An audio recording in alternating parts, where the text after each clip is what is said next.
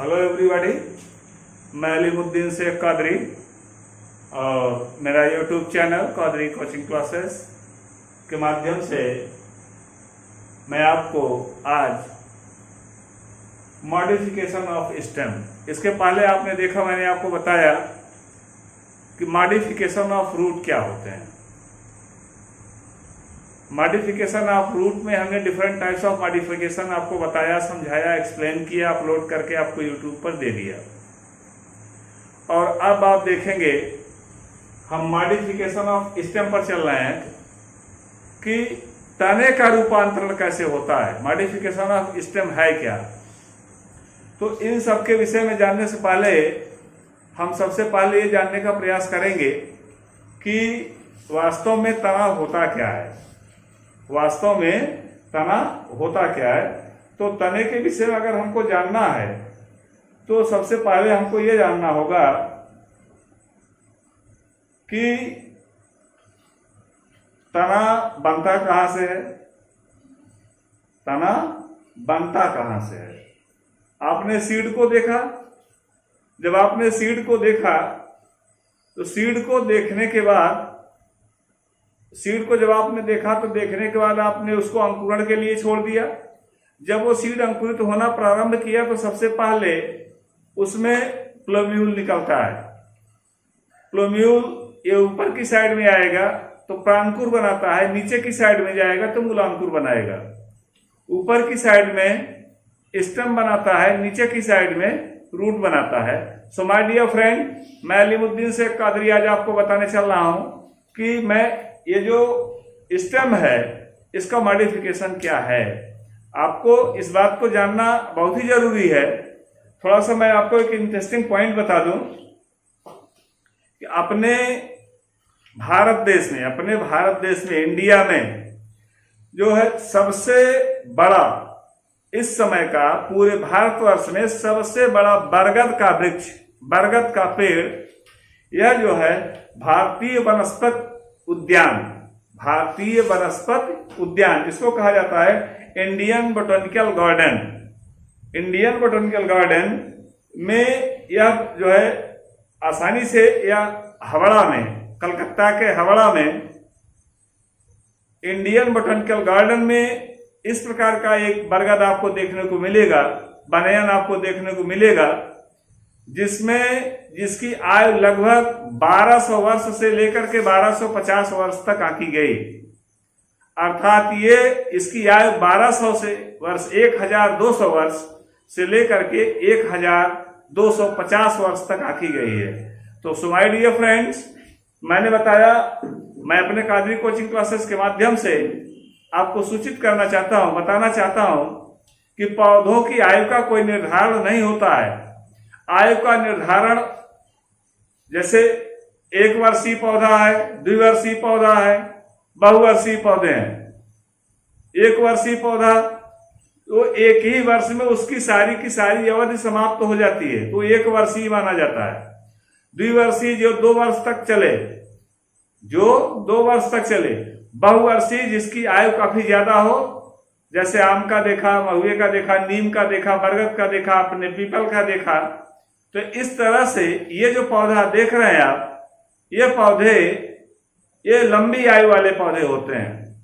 अब आइए देखते हैं हम स्टेम के विषय में थोड़ा सा आपको हम बताना चाहेंगे। भी मैंने एक एग्जांपल दिया कि अगर आपसे कोई पूछता है कि भारत में सबसे बड़ा बरगद का वृक्ष कहां पर है, भारत का सबसे पुराना वृक्ष बताइए, आप बताएंगे कि हावड़ा, कलकत्ता में हावड़ा के पास इंडियन बोटैनिकल गार्डन में भारत का सबसे बड़ा बनयन ट्री है, जिसमें जो है जिसकी आयु 1200 से लेकर के 1250 वर्ष, अर्थात 1200 वर्ष से लेकर के 1250 वर्ष की उसकी आयु है। और ध्यान रहे उसका सरकमफेरेंस जो है, सरकमफेरेंस मतलब होता है उसका चारों तरफ की परिधि, उसका सरकमफेरेंस जो है वो 32.40 मीटर है। सरकमफेरेंस 32.40, 32.40 मीटर, ये उसका सरकमफेरेंस है उस वृक्ष का, बरगद के वृक्ष का। और उसमें से जो रूट्स निकली हुई हैं और स्तंभक जड़ें जो उसमें से निकली हुई हैं, ये जड़ें ये जड़ें जो है ये लगभग इन जड़ों की संख्या 1700 के करीब है। 1700 जड़ें हैं इसमें। और उसमें सबसे इंटरेस्टिंग पॉइंट यह है कि जो 1700 जड़ें हैं इसमें से 1600 जड़ें ऐसी हैं जो जमीन तक पहुंच चुकी हैं।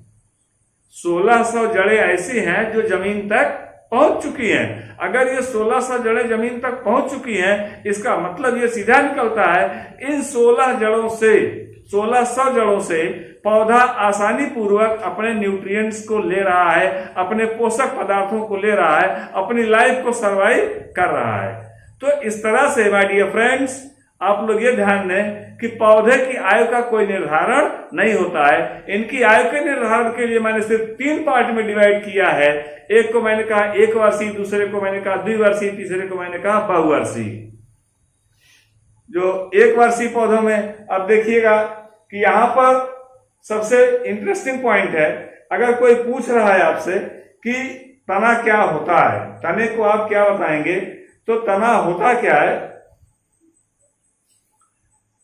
किसी पौधे का वह भाग जिसका विकास मूलांकुर से, जिसका विकास जो है बीज से हो करके शीर्ष की तरफ आगे बढ़ता हो, वो तना होता है।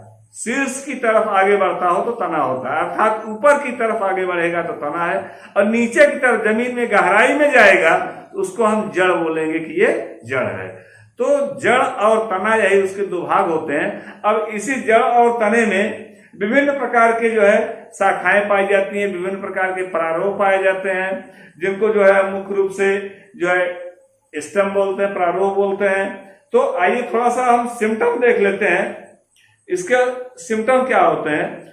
तो सिम्टम सबसे पहले आपको ये जान लेना आवश्यक है माय डियर फ्रेंड्स कि जो तना होता है ये पर्णाधार पर आश्रित होता है। पर्णाधार तो समझ रहे हैं ना, जो सीड के दोनों साइड में, जो जैसे आपने चना लिया, मटर लिया, उसको अपने ग्रोइंग के लिए लगा दिया, तो जब वो ग्रो करता है तो उसमें से 2 दालें अलग हो जाती हैं। जब ये 2 दालें अलग हो जाती हैं तो इन 2 दालों के अलग होने पर वही दालें जो है डेड इंडिकेट करके, सड़ करके उनको न्यूट्रिएंट्स प्रोवाइड करती रहती हैं, पोषक देती रहती हैं। तब तक पोषक देती रहती हैं जब तक ये जो है आसानी पूर्वक ये डेवलप न कर जाए।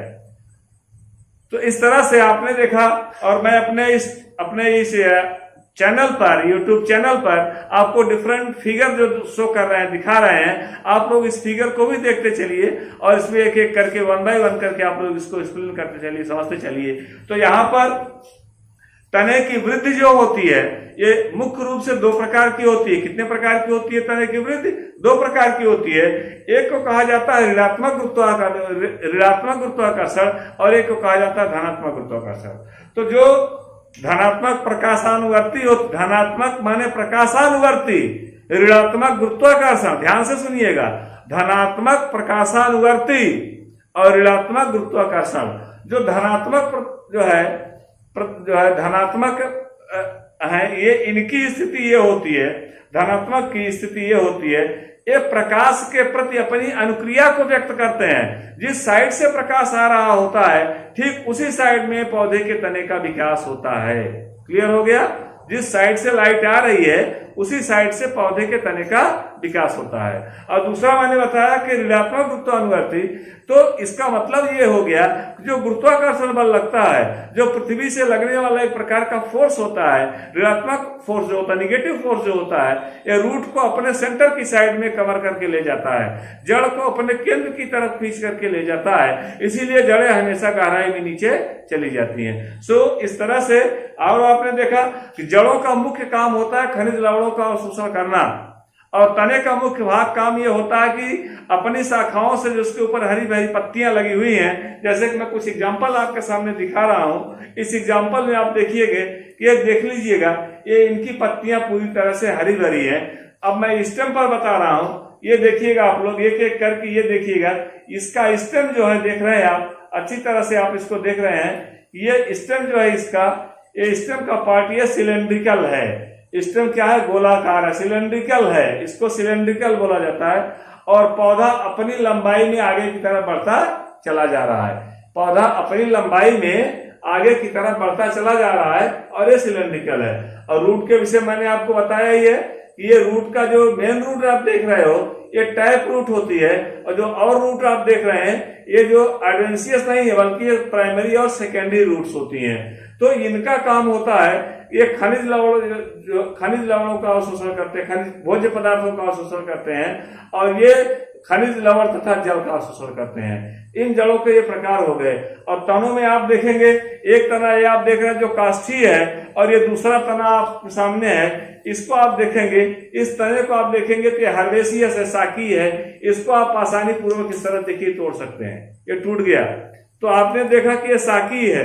अगर ये भी हर काष्ठी होता इस तरह से, अगर ये भी काष्ठी होता तो देख रहे हैं आप ये अलग हो गया इसका पार्ट। ये जो है हर्बेसियस है, हर्ब्स है ये, इसके स्टेम में और भी कोई पार्ट नहीं है। इस तरह से यहाँ पर आप जो देख रहे हैं पार्ट इसका ये रूट का है, ये रूट के टिप्स हैं, देख रहे हैं ना आप इसमें जो है ये कुछ जड़ें जो है जो जमीन में धसी हुई हैं, उसके ऊपर की कुछ जड़ें जो होती हैं वो एरियल रूट्स होती हैं।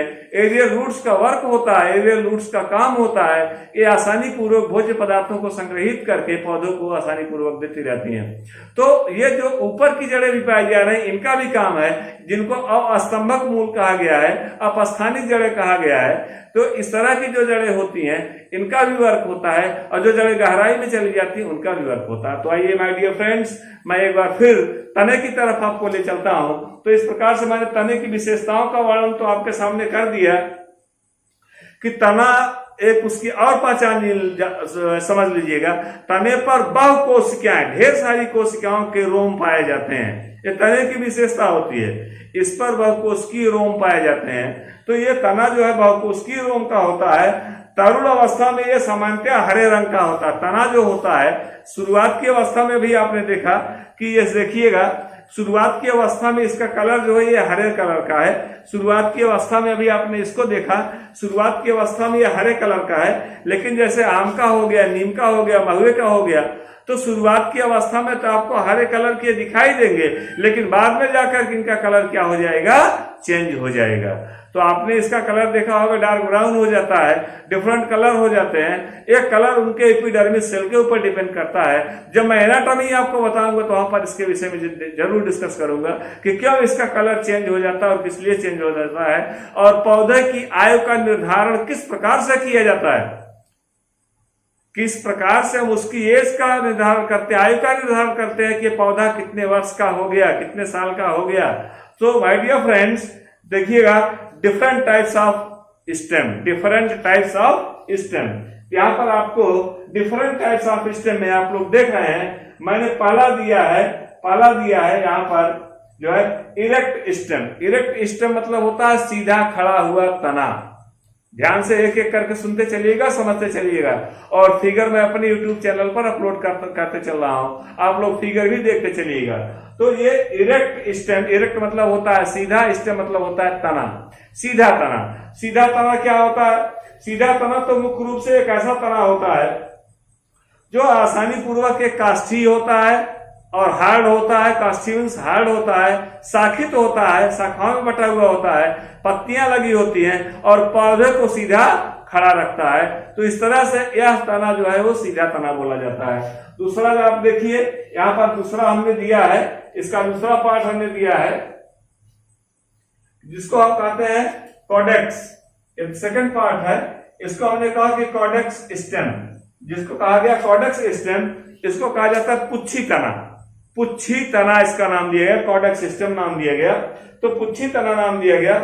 ये शाखाहीन होते हैं, ऐसे तने जिसमें शाखाएं नहीं होती हैं। ध्यान रहे कि ये पुच्छीहीन जो है, जिसको पुच्छी तना बोला जाता है, जो कॉडेक्स सिस्टम बोला जाता है, इन तनों की मुख्य विशेषताएं होती हैं, ये शाखाहीन होते हैं, सीधे होते हैं, बेलनाकार होते हैं, और आसानी पूर्वक इनके शीर्ष पर ऐसा लगता है जैसे कोई मुकुट रखा हुआ हो, कोई इनके शीर्ष पर ताज रखा हुआ हो, इस तरह की स्थिति होती है। जैसे एग्जांपल में मैं आपको बता दूं, नारियल हो जाता है, ताड़ हो जाता है। तो नारियल और ताड़ को आपने देखा होगा, जब ऊपर जो है नारियल और ताड़ के शीर्ष पर आप देखते होंगे, शीर्ष पर जाकर के आप लोगों ने देखा होगा कि ये जो है मुकुट की तरह से, एक जो है ताज की तरह से इनके ऊपर एक संरचना बन जाती है, जिस संरचना को हम कहते हैं कि ये जो है इनका ये पुच्छ है। तो यहाँ पर जो है, चाहे हम उसको कोकस न्यूसिफेरा का है या फिर पाम का है। ये दोनों कोकस न्यूसिफेरा और पाम ऐसे हैं जो कि कॉर्डेक्स स्टेम के अंतर्गत आएंगे। एक तीसरा देखते हैं, तीसरा जो है, तीसरे को हम कहते हैं कल्म, CULM। क्या है ये? कल्म, CULM। ये तीसरा है कल्म, CULM। कल्म जो है एक ऐसा तना होता है जिनमें परसंध जो है वह जो है पर्व और परसंधियां स्पष्ट होती हैं। क्या मैंने कहा? जिसमें पर्व और परसंधियां स्पष्ट होती हैं। गन्ने का आपने देखा ही है, उसमें नोड और इंटरनोड दोनों आपको अलग अलग दिखाई देते हैं, पर्व और परसंधियां दोनों अलग अलग आपको दिखाई देती हैं। तो इसमें पर्व और परसंधियां स्पष्ट रूप से बटे हुए होते हैं। जैसे आप लोगों ने गन्ने को देखा है, नहीं देखा होगा आप लोगों ने बंबू को जरूर देखा होगा। बंबू मीन्स बांस, बंबू को आपने जरूर देखा होगा। बंबू में आपने देखा होगा कि बीच बीच में इस तरह से आपने बंबू में देखा होगा, ये स्टेम हो गया बंबू का, और इसमें इस तरह से ऐसे ऐसे लगा हुआ होता है, ऐसे ऐसे यहाँ पर ऐसे जो है, फिर या कुछ दूरी पर फिर ऐसे लगा हुआ होगा, ये बंबू का होता है। ये जो है ये इंटरनोड हो गए और ये नोड हो गया। इसको हम नोड बोल देते हैं और इसको इंटरनोड बोल देते हैं। इंटरनोड का मतलब होता है जो दो नोडों के बीच हो, और नोड मतलब होता है जो गांठ बन रही हो। तो इस तरह से आपने देखा, तो मैंने आपको बता दिया कि कॉलम जो होते हैं इस तरह के प्लांट्स होते हैं जिसमें कि जो है नोड और इंटरनोड आपको आसानी पूर्वक दिखाई देता है। आइए आगे चलते हैं। अगला हमारा है एक्स करेंट्स, जिसको हम सामान्य रूप से कहते हैं बहिर्वाही। क्या कहते हैं इसको? बहिर्वाही तना बोलते हैं इसको। ये बहिर्वाही तना जो होता है यह मुख्य रूप से काफी मोटा होता है और इसका भार बहुत ही ज्यादा होता है। बहिर्वाही है ना, इसका भार बहुत ही ज्यादा होता है, और ध्यान रहे कि लंबाई में काफी ज्यादा होते हैं। जैसे आपने यूकेलिप्टस का देखा, यूकेलिप्टस यह जो है इसकी लंबाई काफी ज्यादा होती है। और वैसे यूकेलिप्टस की श्रेणी में आता है कैसुराइना हो गया, यूकेलिप्टस हो गया। तो ऐसे पौधे हैं। और आपने देखा है अशोक का पौधा, तो जो लंबाई में तो सीधा आप देखते हैं कि लंबाई में काफी ज्यादा हो जाते हैं, लंबाई इनकी काफी ज्यादा हो जाती है, और उसी हिसाब से जबकि शाखाओं का विकास उतना नहीं होता जितना कि लंबाई का विकास होता है। तो इसका तात्पर्य यह निकला कि इसमें शाखाएं जो है कम होती हैं, लेकिन लंबाई इसकी पौधे की सबसे ज्यादा होती है।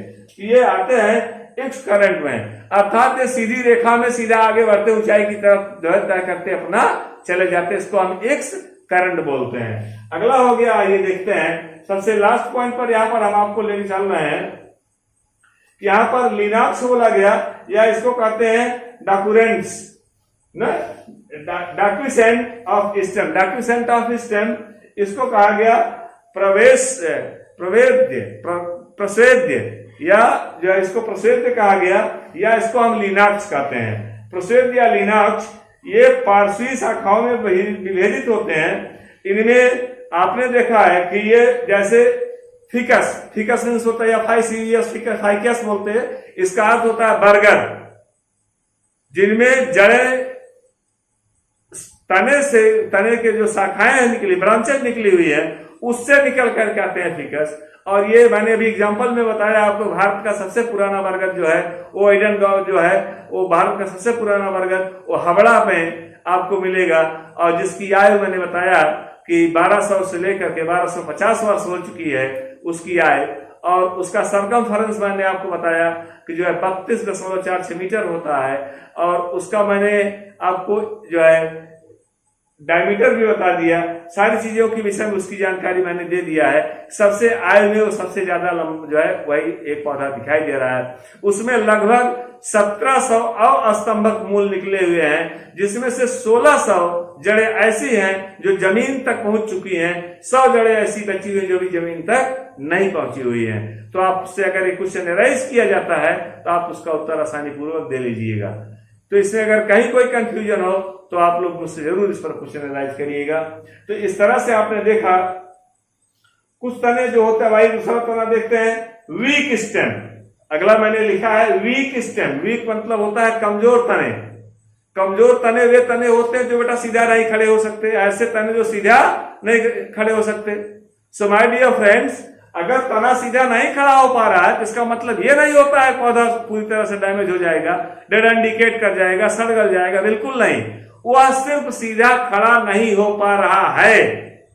अगर सीधा नहीं खड़ा हो पा रहा तो सर्वाइव कैसे करेगा, एलाइव कैसे करेगा, जीवित कैसे रहेगा? पौधे को न्यूट्रिएंट्स कहां से मिलेंगे, पोषक उसको कहां से मिलेंगे? इन सारी चीजों की जानकारी आपको करनी है इसमें। तो आइए पहला देखते हैं हम अपराइट, देखते हैं upright erect stem. Upright erect stem ऐसे जो तने होते हैं जो वीक तो होते हैं, कमजोर तो होते हैं, लेकिन सीधा लंबाई में किसी भी शाखा को पकड़ करके लपेट करके उसके ऊपर चढ़ते हुए चले जाते हैं। तो ये जो है कमजोर तनों में देखा है आपने, तो किसी सहारे की इनको आवश्यकता होती है और सहारे की आवश्यकता के साथ साथ आगे बढ़ते चले जाते हैं। तो सहारे में आप लोग देखिएगा यह है ट्विनर सिस्टम। ट्विनर सिस्टम आप यहाँ पर देख रहे हैं, ट्विनर सिस्टम। तो ट्विनर सिस्टम ऐसा सिस्टम होता है जिसको हम वल्लरी बोलते हैं। हिंदी में इसको क्या बोलते हैं? वल्लरी बोलते हैं। हिंदी में इसको हम वल्लरी बोलते हैं, वल्लरी। ये वल्लरी हो गया, तो वल्लरी हो गया ये। तो माय डियर फ्रेंड्स, ये वल्लरी होते हैं, अर्थात जब ये किसी के, जैसे मान लो ये इसका बेस मिल गया, इसके चारों तरफ ये लपेटते हुए इस तरह से रैप करते हुए लपेटते हुए इस तरह से चढ़ते चले जाते हैं, पौधा लंबाई में बढ़ता चला जाता है। इनको वल्लरी बोला जाता है। ये लिपट कर चढ़ने वाले होते हैं। जैसे हो गया क्लाइटोरिया, प्लांट्स का नाम है क्लाइटोरिया, या फिर कॉन्वॉल्क्यूमस। कॉन्वॉल्क्यूमस हो गया और क्लाइटोरिया हो गया। नहीं तो आप सिंपल में देख लीजिएगा अमरबेल। जब आप लोगों ने देखा होगा कि अमरबेल के विषय में कहा गया अमरबेल बिन मूल के प्रतिपालक है। अमरबेल बिन मूल के, जड़े नहीं, बिन मूल के प्रतिपालक है। ईश्वर उसका पालन करता है। कैसे करता है? वह जिस पौधे के ऊपर से जो है वो रैप करता हुआ, लपेटता हुआ चढ़ता है, उसी से न्यूट्रिएंट्स को एब्जॉर्ब करता चला जाता है। तो न्यूट्रिएंट्स उसी से ले रहा है, उसमें अलग से कोई रूट का डेवलपमेंट नहीं हुआ। उसमें चूसक जड़ें होती हैं जो उसके न्यूट्रिएंट्स को, अपने होस्ट के न्यूट्रिएंट्स को आसानी पूर्वक जो चूसती चली जाती है और शोषित करती चली जाती है। तो इस प्रकार से आपने देखा कि ये जड़ें हैं। और अगला देखिएगा, इसी में आता है, अगला आता है क्लाइंबर। क्लाइंबर मतलब होता है आरोही। क्लाइंबर का मतलब होता है आरोही। आरोही जो ऐसे तने होते हैं जो कि किसी भी आधार पर चढ़ने में असमर्थ होते हैं। जैसे सपोज करिए उसके पौधे के तने के लिए आधार तो दे दिया गया, लेकिन इस पर चढ़ने में असमर्थ है ये, तब ये क्या करेंगे? अब आप सोचिए कि कुकुरबिटा फैमिली में आइए, कुकुरबिटेसी में आइए, कुकुरबिटा पिपो, कुकुरबिटा मैक्सिमा, लाजिनेरिया, सिसेरिया, लौकी, कोहड़ा, नेनुआ, तरोई, देख रहे हैं ना आप? ये इसमें अगर कोहड़े को देखा जाए, कुकुरबिटा मैक्सिमा को देखा जाए, कुकुरबिटा पिपो को देखा जाए, लाजिनेरिया सिसेरिया को देखा जाए, लौकी को देखा जाए, तो आपको अगर ये इतने weight, 2.5 kg, 3 kg, 4 kg, 5 kg का वेट है इनका, अगर ये पौधे सीधा खड़े होते, इनकी शाखाएं कड़की, इनके शीर्ष कब के टूट करके नीचे गिर गए होते, इसलिए ये सीधा खड़े नहीं होते हैं। अगर ये सीधा खड़े नहीं हुए हैं तो ये जमीन पर रेंग करके चल रहे हैं, परंतु रेंगने की अवस्था में आप क्या देख रहे हो कि रेंगने की अवस्था में भी आसानी पूर्वक न्यूट्रिएंट्स जो है उससे एब्जॉर्ब करते चले जा रहे हैं। तो ऐसे को बोला गया आरोही या क्लाइंबर बोला गया। इसको क्या बोला गया? आरोही या क्लाइंबर बोला गया। अगला देखिएगा, आरोही में है प्रतान आरोही। प्रतान आरोही बोला गया जो है टेंड्रिल क्लाइंबर। ये देख रहे हैं आप, लास्ट का देखिएगा, टेंड्रिल क्लाइंबर। टेंड्रिल क्लाइंबर, इसे आप लोगों को समझ में आ जाना चाहिए। मैंने बताया था कि इसमें टेंट्रिकल्स निकलते हैं, टेंट्रिकल्स। इसमें ऐसे ऐसे टेंट्रिकल्स निकलते हैं, तने में से इस तरह से ऐसे ऐसे निकलता है। अब ये किसी शाखा पर गए तो शाखा पर इस तरह से ऐसे लिपट करके आगे पकड़ करके ये पौधा लंबाई में सीधा बढ़ता चला जाएगा और ये टेंट्रिकल्स निकल कर इस तरह से आगे बढ़ते चले जाएंगे। तो आप देख रहे हैं कि तना जो है वह अपने सहारे नहीं बल्कि अपने टेंट्रिकल्स के सहारे पर, ये इनके टेंट्रिकल्स होते हैं, इनको टेंट्रिकल्स बोला गया, टेंट्रिकल्स बोला गया। तो अपने टेंट्रिकल्स के सहारे से ये आसानी पूर्वक चढ़ते चले जाते हैं। तो इस प्रकार से आप देख सकते हैं कि ये इनके चलने का तरीका कुछ और होता है, क्योंकि ये वेटेड प्लांट है, भारी पौधे होते हैं। और इनमें फ्रूट्स जो है काफी बड़े होते हैं। अगर इनके फ्रूट्स काफी बड़े हैं तो ये अपने वेट को पूरी तरह से अडॉप्ट नहीं कर पाते हैं। इसलिए ये जब अडॉप्ट नहीं कर पाएंगे, सीधे खड़े नहीं हो पाएंगे, सीधे चल नहीं पाएंगे, तो स्पष्ट है कि ये जो है लेट करके रेंग करके सरपी रेंग करके चलने वाले हैं। जैसे मैंने कहा कुकुरबिटा मैक्सिमा, कोहड़ा को देखिए, कुकुरबिटा पिपो, लैगिनेरिया सिसेरिया, लौकी को देखिए आप, ये रेंग करके चलने वाले हैं। और इनमें फल जो होते हैं वो काफी बड़े बड़े होते हैं। फल क्या होता है, फ्रूट क्या होता है? Fruit is the modified form of ovary. Fruit is the modified form of ovary. तो ये जो है फ्रूट इसमें जो लगता है ये ओवरी का मॉडिफाइड फॉर्म होता है, और अपने इस ओवरी के मॉडिफाइड फॉर्म को बेस मान करके ये डेवलप करता चला जाता है। जब ये डेवलप करता चला जाएगा तो आपने देखा कि आसानी पूर्वक इनका डेवलपमेंट हो जाता है, विकास हो जाता है, और ये आगे बढ़ते चले जाते हैं। इस प्रकार से आपने टेंड्रिल क्लाइंबर्स देखा, आपने टेंड्रिल क्लाइंबर्स होते हैं। अगला आप देखिएगा कि मूल आरोही, जो इसको जड़ आरोही बोला गया, मूल आरोही बोला गया, इसको कहा जाता है रूट क्लाइंबर। जैसे आपने जो पान लोग खाते हैं, पान जो लोग खाते हैं, तो ये पान के जो तने होते हैं ये मूल आरोही होते हैं। इसमें पान को पाइपर बोला जाता है, पाइपर बीटल पान है। मनी प्लांट जो है ये मनी प्लांट, पाइपर बीटल, ये पान का पौधा है या मनी प्लांट है। आप लोगों ने इसको मनी प्लांट को लोग सजावट के लिए जो है यूज में लेते हैं, तो ये ऑर्नामेंटिकली यूज में आता है, सजावटी पौधों के लिए यूज में आता है। तो यहाँ पर ऐसे पौधे हैं जिनसे जो है पर्वसंधियां तो पाई जा रही हैं, लेकिन इन पर्वसंधियों पर कुछ इस प्रकार के चूसक पाए जाते हैं कि जहां पर ये आगे बढ़ते जाएंगे ये चिपक करके उससे होस्ट से चिपक करके उससे न्यूट्रिएंट्स को सक करते जाएंगे, पोषक पदार्थों को चूसते जाएंगे। जब ये पोषक पदार्थों को चूस लेते हैं पूरी तरह से, तो उससे इनका विकास होता जाता है और ये आसानी से आगे बढ़ते चले जाते हैं। नहीं तो किया क्या जाता है, अगर इनको पोषक नहीं मिला, कुछ ऐसे उसमें तने को या कुछ ऐसे उसमें स्टिक को या कुछ ऐसे इसमें बेस को लगा दिया जाता है, जो धीरे धीरे जो है आगे बढ़ते रहते हैं। उसी बेस से ये न्यूट्रिएंट्स को, कार्बोहाइड्रेट, फैट, जो भी इनको मिलता है, कार्बोहाइड्रेट वगैरह को या उसके न्यूट्रिएंट्स जो है उनको आसानी से उस होस्ट से आसानी पूर्वक लेते रहते हैं। इनको बोला गया मूल आरोही। तो ये मूल आरोही में आते हैं। तो इस तरह से आपने देखा कि ये मूल आरोही हो गए। तो आपने यह देख लिया कि ये रूट के जितने भी फॉर्म रहे, ये सारे के सारे फॉर्म मैंने आपको क्लियर कर दिए। तो रूट आरोही जो है ये सारा का सारा क्लियर हो गया है। और ऐसी कंडीशन में, ऐसी स्थिति में जो है कि क्या कंडीशन बनती है पौधे की, क्या कंडीशन बनती है, तो इस तरह की कंडीशन पर इस बात को ध्यान देना होता है कि यह पौधा कब और क्या और कैसे है, किस तरह से इसका डेवलपमेंट हो रहा है। तो हमको इस बात पर ध्यान देना है कि इसका डेवलपमेंट कैसे हो रहा है। हमको इस बात पर नहीं ध्यान देना है कि यह जो है किस कैटेगरी का प्लांट है। कैटेगरी का प्लांट तो इसकी पहचान हमने पहले कर लिया है। अगर कैटेगरी की पहचान हमने कर लिया है तो हमारे पास सिर्फ ये बचता है रूट और स्टेम। रूट और स्टेम को मैंने अपने कादरी कोचिंग क्लासेस के माध्यम से, मैं अलीमुद्दीन शेख कादरी, मेरा यूट्यूब चैनल अलीमुद्दीन शेख कादरी, अब मेरे चैनल पर आप देखेंगे तो इसके सारे फिगर आपको मिल जाएंगे और इसके सारे पॉइंट, जितने भी स्टेप मैंने यहाँ लिखे हैं, ये सारे के सारे स्टेप आपको मिल जाएंगे। सबके सब एनसीईआरटी की बुक से आप ले लीजिएगा या फिर डॉक्टर अशोक कुमार वेंद्रे की बुक से ले लीजिएगा या सिंघल की बुक से ले लीजिएगा। तो इस प्रकार से जो बुकें हैं ये आसानी पूर्वक आपको इसको क्लियर कर देती हैं। तो इतने जो है आपने देखा है, जो मैंने अभी आपको बताया है, ये सब के सब आसानी पूर्वक ये जो है मॉडिफाइड ऑफ स्टेम है। और जो है आपने कुछ ऐसे भी पौधे देखे, जैसे जलकुंभी हो गया या फिर ब्रायोफिलम पर आ जाइए। ब्रायोफिलम की पत्ती से ही रूट निकलता है, ऊपर स्टेम हो जाता है।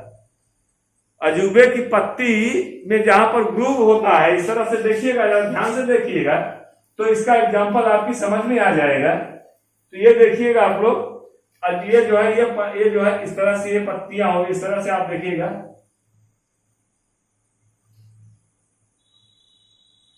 आप देख रहे हैं कि यहाँ पर ये ग्रुप बन गया है, ये ग्रुप बन गया यहाँ पर, इस तरह से आप देखिए ये ग्रुप बन गया है, ये ग्रुप बन गए, ये खांच बन गया। ग्रुप को खांच बोला जाता है। यहाँ से ये जो है ऊपर तरफ जो है ये जो है तना निकलता है, ऊपर तरफ देखना पत्तियां निकल रही हैं, तना हो गया, और नीचे की साइड में रूट्स होते हैं। तो ये पत्ती से ही रूट और स्टेम दोनों का डेवलपमेंट हो रहा है, यहाँ पर सीड की आवश्यकता नहीं है। सो माय डियर फ्रेंड, इस बात का ध्यान रखिएगा। ये अभी एक प्रकार का अजूबा जिसको ब्रायोफिलम बोला गया, अजूबा नाम इसीलिए इसको दिया गया कि यह जो है अपनी पत्ती से ही पौधे को उत्पन्न कर देता है। इसकी पत्ती से ही पौधे, जितने इसमें नॉच आप देख रहे हैं, जिसमें जितने notch means group, group means खाच, खाच मीन्स गड्ढा, जितने इसमें ग्रुप आप देख रहे हो, हर ग्रुप से, सभी खाच से, सभी गड्ढों से, यहाँ से भी प्लांट का डेवलपमेंट हो सकता है, यहाँ से भी हो सकता है। जितने भी आप देख रहे हो सभी के सभी स्टेप से इस तरह से डेवलपमेंट हो सकता है। और नीचे की साइड में रूट होती है, ऊपर की साइड में स्टेम और लीव्स होते हैं। इस तरह से आप देख रहे हैं कि जब कंडीशन इनके फेवरेबल हो जाएगी, ह्यूमिडिटी क्लाइमेट में बढ़ी हुई होगी, ऐसी कंडीशन में इसमें डेवलपमेंट आसानी पूर्वक दिखाई देता है। तो आपने देखा कि ये जो ब्रायोफिलम का है ये भी इसी के अंतर्गत आ जाता है। और ये कुछ पौधों जैसे मैंने कहा जलकुंभी को देख लीजिएगा, ये जल प्लावी है, जल प्लावी पौधे हैं। जल प्लावी मतलब होता है जो वाटर फ्लोटिंग प्लांट्स, जल प्लावी पौधे। ये जल में आसानी से प्लावी कहते हैं, तैरते रहते हैं, इसको जल प्लावी बोला गया। तो इनमें जो रूट्स होती हैं वो एरनकाइमेटस टिश्यू की बनी होती हैं, और इनमें जो लीव्स, इसका जो स्टेम होता है, सब के सब एरनकाइमेटस टिश्यू से भरे होते हैं। अगर इसमें एयर पूरी तरह से भरी हुई है, सो माय डियर फ्रेंड्स, अगर एयर भरी हुई है तो प्लांट्स कभी भी डूबेगा नहीं, क्योंकि उसके अंदर एयर भरी हुई है।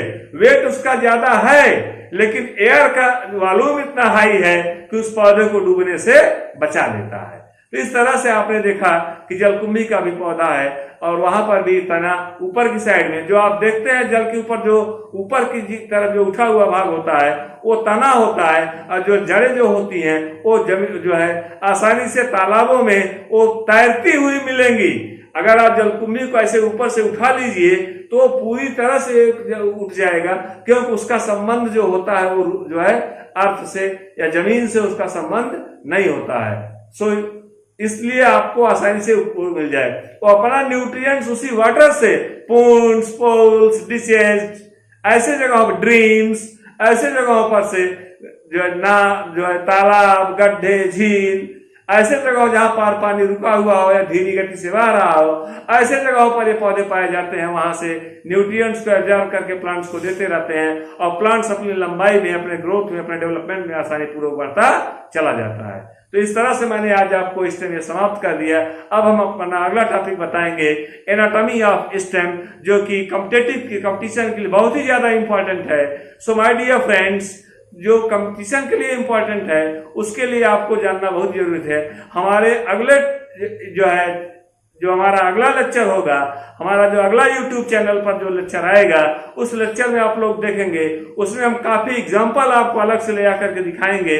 काफी टीचिंग एड्स के लिए मैं काफी सामान लेकर के आऊंगा और आपको दिखाऊंगा। उसमें ढेर सारी आप समझ जाएंगे कि ये स्टेम के अंदर क्या क्या होते हैं और रूट्स के अंदर क्या क्या पार्ट्स होते हैं, एनाटॉमी कैसे बोला जाता है इसको, और एनाटॉमी कहाँ क्यों जाता है। तो इसके लिए आपको जो है हमारे अगले लेक्चर पर आपको ध्यान देना होगा, और इस लेक्चर के लिए मैंने जो है सारे के सारे टॉपिक क्लियर कर दिया। तो इसी के साथ ही मैं अलीमुद्दीन शेख कौदरी, मेरा यूट्यूब चैनल अलीमुद्दीन शेख कौदरी के नाम से है, मेरा कोचिंग क्लासेस है Kaudari coaching classes. So my dear friends, हमारे इस चैनल को एक बार जरूर सब्सक्राइब करिए और उसको देखिए, लाइक करिए, और उसको जितना ज्यादा से ज्यादा हो सके आप लोग शेयर करिए और शेयर करते रहिए, क्योंकि हम आपको लगातार लेक्चर देते रहेंगे।